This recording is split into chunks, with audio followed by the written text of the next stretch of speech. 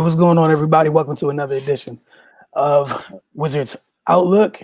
Gonna be just breaking down and sharing some of our thoughts. The Wizards fell to 0-5 tonight after losing to the Bulls 133-130. Got Cardell Dudley Jr. here. I'm Wilson Tarpey Jr. And again, welcome to Wizards Outlook.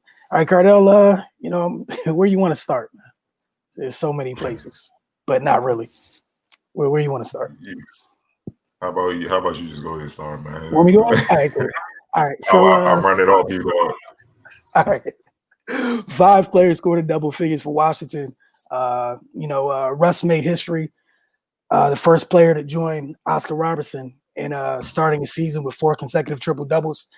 Big O did this in, I believe, the 61-62 season. So shout out to Russ for that. But I'm sure Russ, like most Wizards player, will happily tell you, it's literally irrelevant. They're 0-5 to start the year. 4 of those 5 games came at home. And we've been, if you've been hanging with us since the season started, we've been preaching the same things to you, and it's really not going to stop. Like we told you 2 nights ago, it's up to the Wizards to determine the tone of our discussion after the games. And our defense is once again the issue. And I'm gonna keep harping on this until they give me a reason not to. They're giving up 122 points a game. This game we saw them offensively get off to a good start, and that's cool. That's great. They're giving up 122 points a game. And these teams that they played in teams like Orlando and Chicago is not exactly the upper echelon of firepower in the league that they've seen. They're going to see some of those teams coming up. And this is not to knock Orlando or Chicago. We're just being real here. That's all. And I'm sure it was cool for Washington to see the ball go in the basket, especially from distance. But man, they're getting picked on a defensive end. Well, not everyone's getting picked on, but like Cardell was just saying, they're Cardell, I think you said last 2 nights ago and the night before that, like there's just no trust on the end of the floor. And we're literally seeing it over and over and over again. And again, they've yet to go against one of the top level offensive teams in this league yet. You're having these issues containing, again, no disrespect, Otto Porter, Kobe White, Lauri Markkanen, Nikola Vucevic, things like that.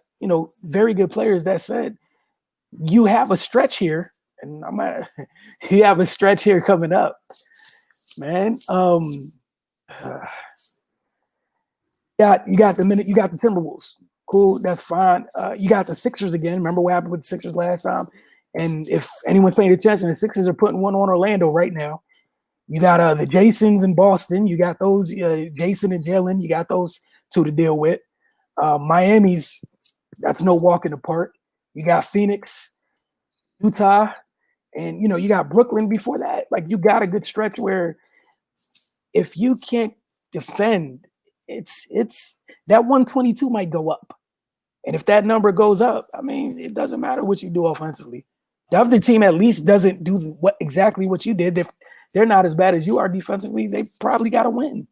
We saw them take care of the ball a little bit better in the first half, but once again, so many turnovers, and it comes at inopportune times.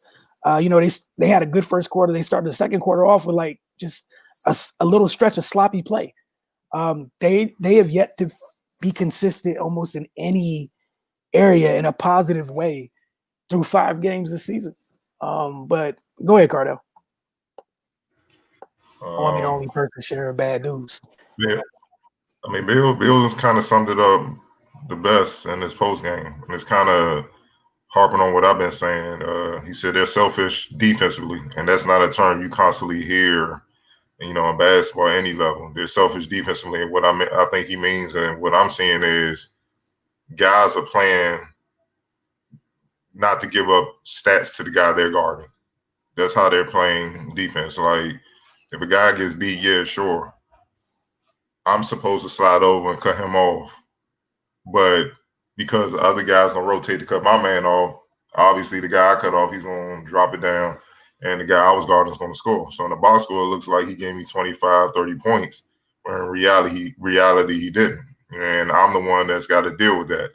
So over a period of time, this goes back to the lack of trust situation. Over a period of time, when that keeps happening, you just gonna say, "F it." Your man come off. If you ain't with it, then he's gonna have an easy bucket. That's what you're seeing. On top of that defensive part, the defensive breakdowns, just fundamentally, just being not good fundamentally, not being fundamentally sound on defense. Just we're gonna see in this clip when we get started. Guys, you're supposed to see man the ball. You're paying attention to the man only, the man with the ball. You're not even looking at the guy you're guarding. So they're backdooring them the last two games. They're crazy. Even if they don't score the ball, and now the defense is rotating because they're dribbling baseline, they're a threat. They're so close to the basket, and then you're giving them wide open threes. You see what I'm saying? It's just it's a trickle down effect of just one mistake leading to more mistakes, leading to more mistakes, and then you put yourself in a bind. I mean, geez, man, I'm looking at 7 players in double figures, and Garrett Temple was 2 points off with 8. Only 9 players played. So everybody in the roster about to be in double figures. That means it's just no resistance at all, man. And we keep talking about it. We joke about it. We like Thomas Bryant. Thomas Bryant about to go up in the office like, I need an extension, dog. I need a raise, bro. Like, he's really literally the only big inside that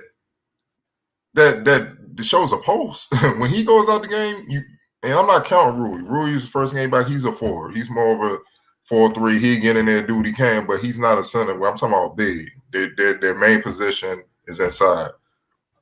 When he go out the game, you get nothing. And we gotta look at Bertans. You the $85 million man. Do your job. All they asking you to do is hit threes, dog, and show a post on defense. When he don't shoot three, when he's not making threes, it's 4 on 5, both ends. So you can't, the guy you're assigning to spread the floor and hit threes and stuff. He's not even doing his job, which makes it more difficult to have him on the floor. Now you're scrambling, trying to find lineups. That's why Scott Brooks is throwing different lineups. Shout out to Neto. He came back strong, had a bad game. He came back strong. He's a pro. See what I'm saying? Came back, hit some big threes in the fourth to give him a chance to win. But then Brad Beal come down, lose the ball. You know what I'm saying? It's just consistent little things that's biting them in the butt as you go. And that's the difference between possibly being 4-1, maybe 5-0. And being 0-5, especially 0-4 at home, that really hurts. I mean, geez, man. Like, I mean, it's we can keep harping on it. It's not even nothing to get mad about before. Like Brad Beal said, man. A lot of people looking at Scott Brooks, that Brad Beal, like, this coaching staff has them over-prepared. He's saying that they have them over-prepared. They can't play for him. They gotta play. They gotta get the stops. They gotta get the buckets. They gotta make the right pass. They just have to want to win. And until the players do that, I mean, y'all, you could have Red Auerbach and Phil Jackson on the sideline. What difference is it going to make? Not one, if they're not executing what's out there. And exactly. Because it's the coaching when they're not even in the game, dog. The game is over. You know what I'm saying? It's not like that. They've had winnable games down the stretch. We went from, just win the full quarter and you get the game. So now it's like, dog, you won the full quarter of the last 2 games, but the second and third quarter you getting smacked. Like, what is going on? Like, it's just one thing after another. It's like you on a ship, like you were saying the other night. You on a ship, you plug up one hole, then a couple more holes sprout up with water. You try to plug those, and then 2 more. It's one thing after another, and that's just what it is, man. I like what I saw out of Rui. Hopefully his minutes increase. They're going to need it to increase ASAP. They need his butt on the floor, but some got to give, man. Some of these dudes, these role players, they got to step it up because they're giving them absolutely nothing. And that's it, man. I mean, the Bulls was just picking on pick and roll, just waiting for the mismatch, and then they was attacking certain players who they know are food defensively or going to put them on the free throw line. I mean, that's all we continue to see. And like you said with Rui, the biggest thing he brought to me was he brought the sense of urgency that they've needed every game prior to him being on the floor. And we felt there from opening tip. Yep. And he didn't waste any time. When he went matchup hunting and gave them something they haven't been able to do, really. When he got a small on him, he went to work, drew fouls, got to the line. It's no surprise that he came in right away. We literally talked about that the other night. But again, this thing defensively, and this is part of what goes with it. Bertans, you got paid a lot of money, and part of getting paid a lot of money, and you have to be held accountable. And right now, I wouldn't be upset if your shot's not falling. That's cool, but you have to bring something else to the table. And Cardell, we talk about that all the time. And right now, with your shot not falling, you're a negative everywhere else. You don't hit the glass. And Chicago literally for 2 quarters was like, man, we ain't running nothing. Just put him into action. We're gonna get something good every time. So now you're in a situation where you're a coach, and again, neither one of us is trying to tell you that Scott Brooks is one of the best coaches of all time, but simply to a degree, because of what some of these players are doing, your hands are tied. What do you do with your rotation where you got somebody that's getting paid to space the floor, but they can't be on the floor because they're food on the other end?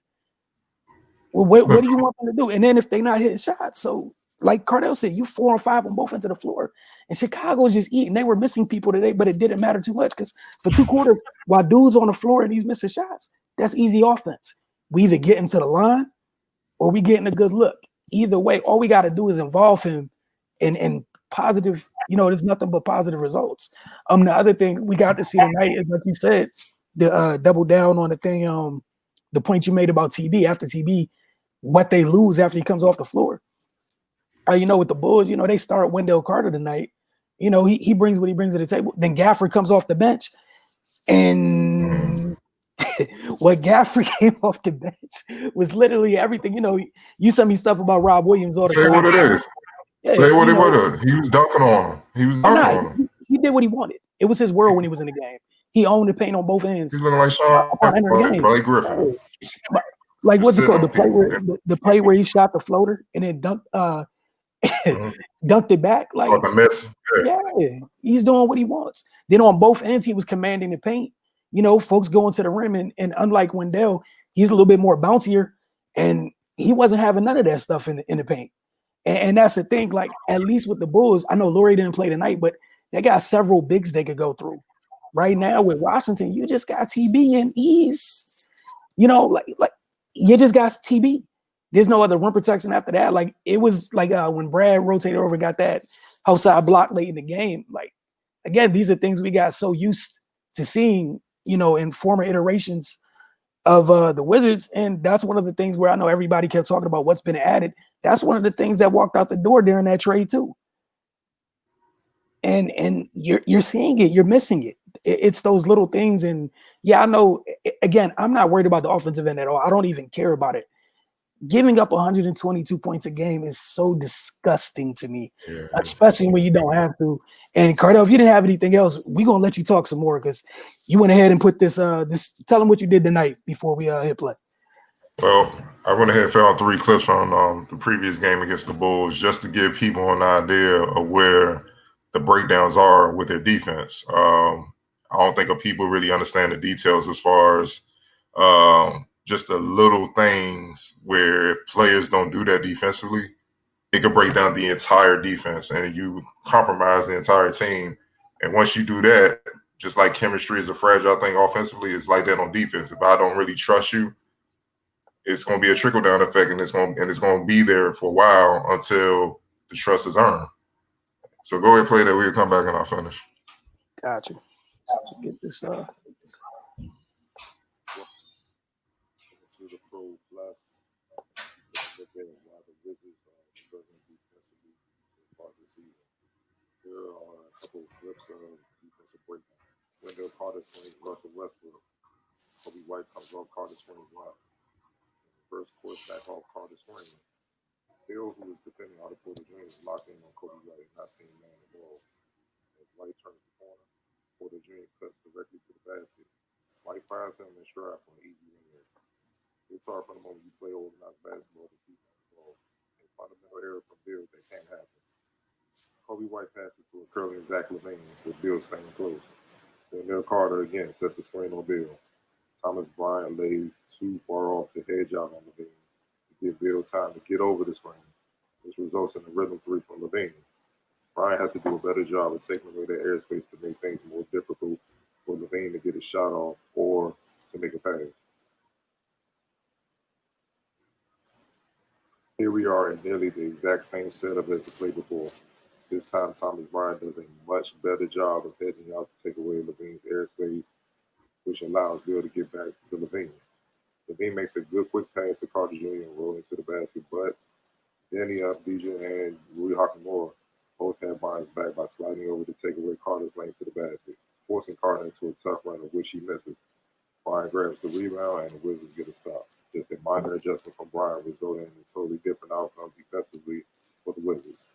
With Bryant doing his job, it allowed Danny and Rui to make the necessary adjustments to do their jobs defensively as well.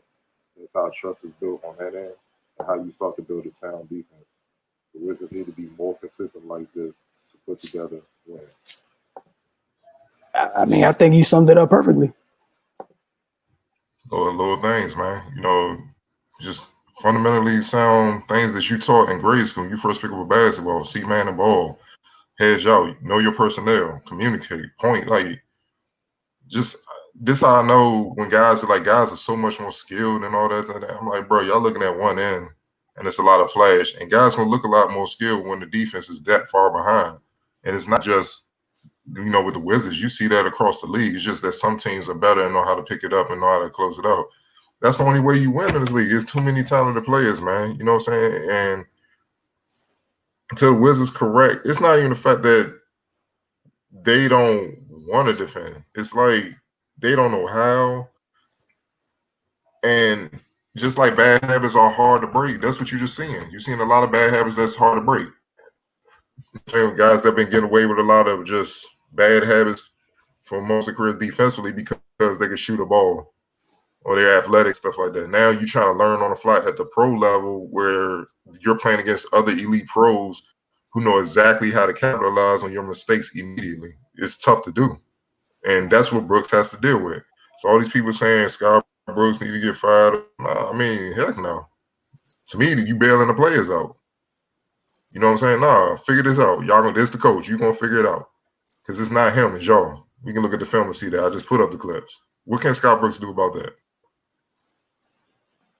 He shouldn't have to tell Brad. Brad Bill's also he should all NBA guard. He shouldn't have to tell Brad Bill to see man and ball on defense. You know what I'm saying? Stay in position like that. You know, he shouldn't have to tell Thomas Bryant. He been in the league long enough. Oh, that's Zach LaVine. He's one of the best 3-point, one of the best 2 guards in the league. 3-point shooter. You got to close that out. And the bench, y'all got to show a pulse, man. This. If you take Neto away, the Bulls outscored the Wizards bench 41-14. Lopez, 0 points. Ish Smith, 0. 0 points, only 3 assists. Didn't even take a shot. Lopez didn't even take a shot. Troy Brown gave you 6 points, 2 for 5, but he was getting burnt on defense as well. That's why he couldn't play. We already talked about Bertans. I don't even want to get into that anymore. It's just he had 3 points on free throws. He was 0 for 8 from the field, 0 for 6 for 3. So the thing you got track for, you couldn't even deliver on that. You couldn't even do your job. Plus 3 fouls. See what I'm saying? It's a lot, and we know last year a lot of people's like Bertans they'll shoot all the time. It's a lot different when that spotlight on you. Can you make shots now? You see what I'm saying? He's showing he can because teams are focused on all you gotta do is put a athletic 6'8" wing on them with length, and they erase him from the game. It's been consistent, and the Bulls got a couple of them. So the Wizards got some big questions to answer because right now the only people to depend on, truthfully, is that starting lineup with Rui back, and then you got Neto. And that's only one end. You don't know what you're gonna get defensively. Yeah, I mean that's look, I don't really have anything else to add. And it's hard to decide what lineup to throw on the court when nobody can defend. Because yeah, you might like I saw a bunch of people like, oh man, throw Bonga out there. I get that, and that can help. But if this at the same time on the other end, if that's also somebody where people are going to take a couple steps off him no matter what to contain your all-star backcourt. So it's tough. And then if you want to have the spacing out there for the person you paid all that money to, I mean, I get it. But if he's not hitting, they run him off the line, and he needs to find another way to do what he does. People are not going to let you do it the way that you did last year. You need to do one of the things, and this is one of the reasons I give credit to folks like Joe Harris, Duncan Robinson. Yeah, if that's your main thing and that's what gets you paid, you have to find a counter, sir. And right now, dude has no counters to getting run off the line. If they take your airspace away, the shot still goes up, even if it's a bad shot. Or they make you put on the floor and nothing comes from it. So it's going to be an adjustment period too. Not especially, and I'm going to hold you accountable to adjust because that's what you're getting paid. Just like we're going to hold Brad and Russ and others accountable. That's, you know, when you taking up some of the cap like that, is what comes with the territory. So you need to take a page out of Absolutely, man. Joe and Duncan's book and figure out how to attack a hard closeout in a positive manner. Because right now, man, you just out there and it's hurting, especially because the points aren't, you're not scoring enough points to counteract what you're giving up because we know you're going to give up something. Like that's a given. So, and again, you control that. That's on you. You can change. You can change some of that. But again, if this is Chicago and Orlando picking on you, man, you get to Boston and Brooklyn. And I'm going to tell you right now, after watching Atlanta last night, you see Atlanta, that whole team looking for you. If you out there putting you in that action, like it's going to be rough. Go ahead, though. My last thing is sometimes your strong offense is the best defense. If I'm attacking Bertans, who's supposed to be a sniper, who can, if he get hot, can blow a game open or close the lead, but he can't defend, I'm taking him out the game because he can't defend. So if he's on the bench, he can't hurt me. And that's exactly what teams are going. That's one less offensive weapon we have to worry about. So they got some things to figure out. Nah, for sure. I want to thank you guys for hanging with us. I hope you all have a nice, safe, and happy New Year's. We'll see you tomorrow on the first day of 2021 for another Wizards game to take on Timberwolves. And they got to show at some point you're gonna have to try to pick yourself up off the mat right now. Right now you face down on the mat. Yeah. You gotta figure it out. And tomorrow's not gonna be a walk in the park. One last thing. Yeah, go ahead. One last thing, John Wall, 16 points, 4 assists. 6 assists and 4 rebounds. I just thought I'd throw that in there. Go ahead. Yeah, I told y'all the other night, man. Dark clouds coming because these are one of the things that's gonna be brought up. Like this is a part of it, you know, like that's this is a part of it. Like it is like, and we're saying it in the quietest voices. When that machine gets it, pressure gonna hit a little bit. And again, you know, one of the people we talking about, right? It turns so quick. You get the big contract, then it turns so quick. Like life comes at you fast. That contract doesn't keep you from being moved. So I hope you know, for your sake, you find your footing or whatnot, because hey, it comes at you fast. All I got to say, man. But y'all have a good night. Again, thank you so much for rocking with us with the entire 2020. Look forward to having you guys, interacting with you guys all 2021. Please continue to be safe. Again, happy New Year's to you all, and see you tomorrow night, probably around 10:30, 11 o'clock, something like that. I know the Wizards start at 8. So, and thank all of you guys, whether it's on Facebook or Twitter, IG Live. Thanks all of you on IG Live too. We do see you guys, so appreciate y'all.